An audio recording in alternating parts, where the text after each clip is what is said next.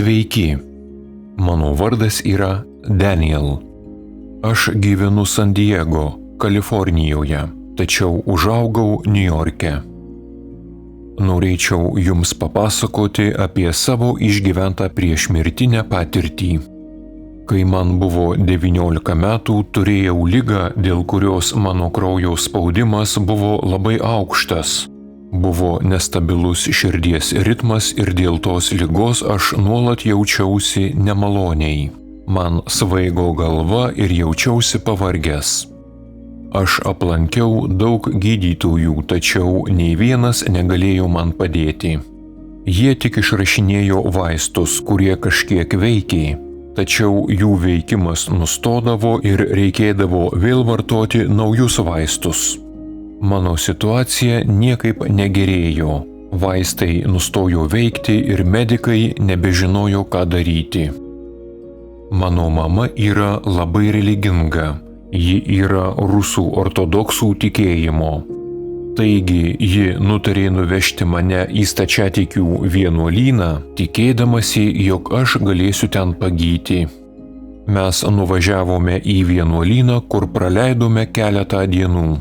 Trečią dieną man pasidarė labai silpna. Aš jaučiausi visiškai išsekęs ir nutariau prigulti. Nuėjau į savo mažą kambarėlį, atsiguliau bandydamas užmigti, bet nepavyko. Ir staiga pajutau, jog aš išeinu iš savo kūno. Tuo metu aš aiškiai girdėjau savo širdies plakimą. Širdis plakė vis rečiau ir rečiau. Ir pagaliau išgirdau, jog mano širdis sustojo.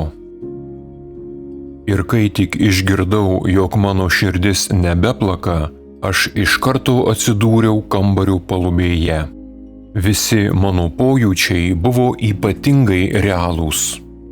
Man viskas buvo ypatingai aišku ir itin ryšku. Tačiau tuo pačiu metu visa situacija buvo labai gluminanti, nes aš niekaip negalėjau suprasti, į kągi aš žiūrėjau. Tuo metu aš taip ir nesuvokiau, kad žiūrėjau į savo kūną.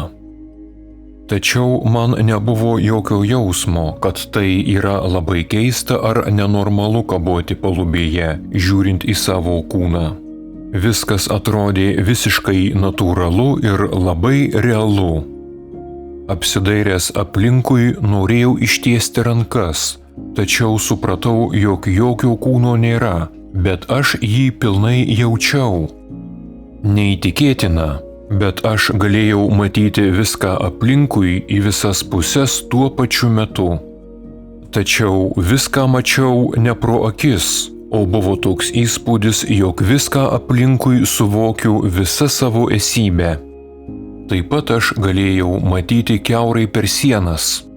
Pamačiau, kaip gretimame kambaryje buvo keli besimeldžiantys vienuoliai. Ir aš ne tik galėjau girdėti, kaip jie meldžiasi, bet taip pat galėjau pajausti ir jų visas emocijas. Aš mačiau, kaip jie iš visų jėgų stengėsi susisiekti su Dievu, ir jų ketinimai buvo nuoširdūs ir švarūs. Per savo meditatyvinę maldą jie bandė pamatyti Dievą. Aš vėl pažvelgiau į kūną gulintį lovoje ir tik tada supratau, jog tai buvo mano kūnas. Ir kai tik tai supratau, mane kažkas tarsi ištraukė iš kambario. Buvo toks įspūdis, jog aš patekau į siurblio vamzdį ir mane didžiuliu greičiu siurbė. Aš atsidūriau labai aukštai ir žiūrėjau į mūsų gražią žemę. Mačiau Kaliforniją. Ir tada mano dėmesį sukaustė kažkoks miestas, ir kaip supratau, tai buvo San Franciskas. Aš pradėjau jausti, ką tame mieste žmonės jautė ir mačiau, ką jie darė. Galėjau pajausti jų visą esmę, apie ką jie mąstė, bei jų visas emocijas. Taip pat jaučiau jų nerimą, jų skausmą bei džiaugsmą. Aš galėjau matyti ir jausti viską. Ir tai buvo nuostabu. Aš judėdamas virš miesto jaučiau visų žmonių pilną emocinę būseną ir kiekvienas žmogus atrodė tarsi didžiulio organizmo ląstelė. Aš pakilau aukštyn ir atsidūriau kosmose. Pamačiau Žemę iš tolo, ji žvilgėjo krištoliniais atspalviais. Ji atrodė kaip gyvas organizmas ir ji tarsi kvėpavo. Tačiau tai nebuvo, kaip mes įsivaizduojame kvėpavimą. Tai buvo judėjimas atrodantis kaip kvėpavimas. Ir tas kvėpavimas buvo labai sunkus. Taip pat mačiau aplink Žemę tarsi žvilgantį tinklą, susidedantį iš daugybės mažų blizgančių krištolų. Nutolęs nuo Žemės į gilų kosmosą pamačiau mūsų paukščių tako galaktiką. Vaizdas buvo gan panašus, kurį matome Hubble teleskopo nuotraukose. Spalvos buvo ryškios ir vaizdas buvo nuostabus. Didžiuliu greičiu judėdamas toliau aš atsidūriau auksinėje šviesoje.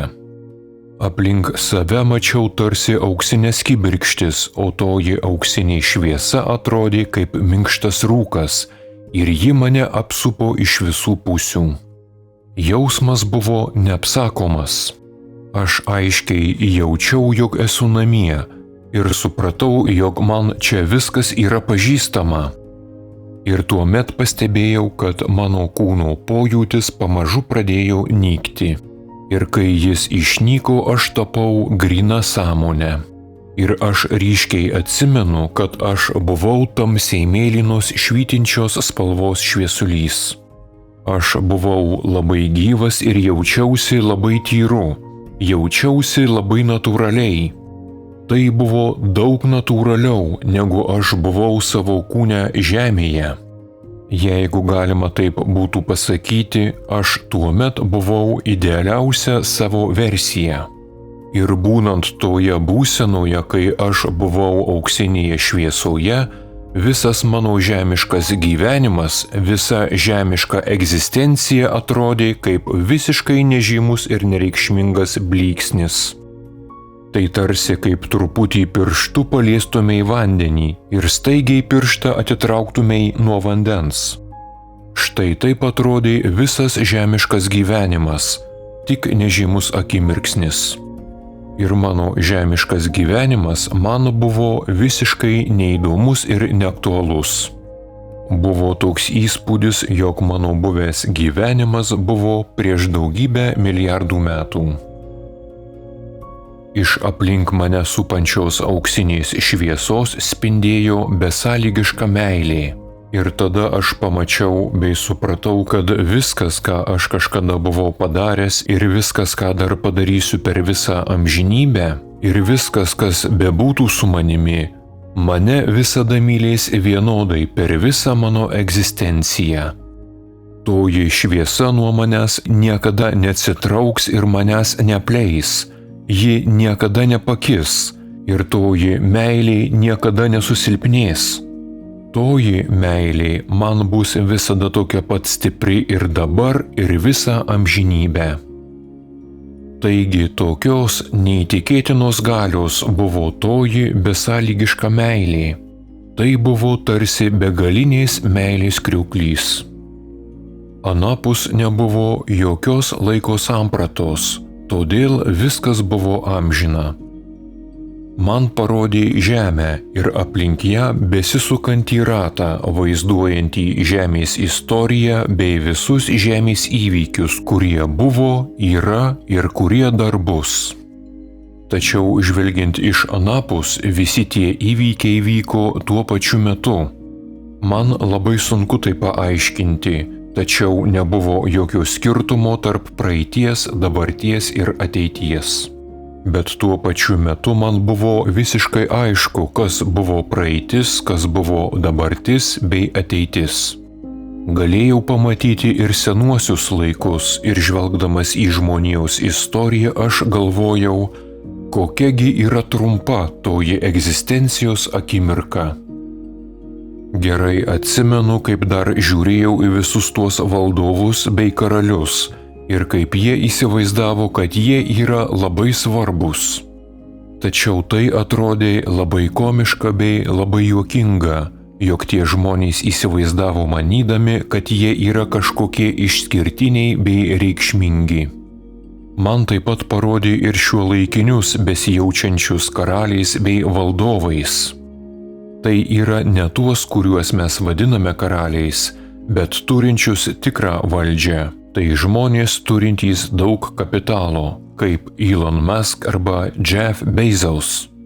Žmonės tokius garbina kaip valdovus senais laikais, tačiau jų visų esmė yra ta pati. Atsimenu, jog mačiau visus žemės praeities, dabarties ir ateities įvykius, tačiau grįžęs atgal aš visiškai nieko negalėjau prisiminti iš ateities.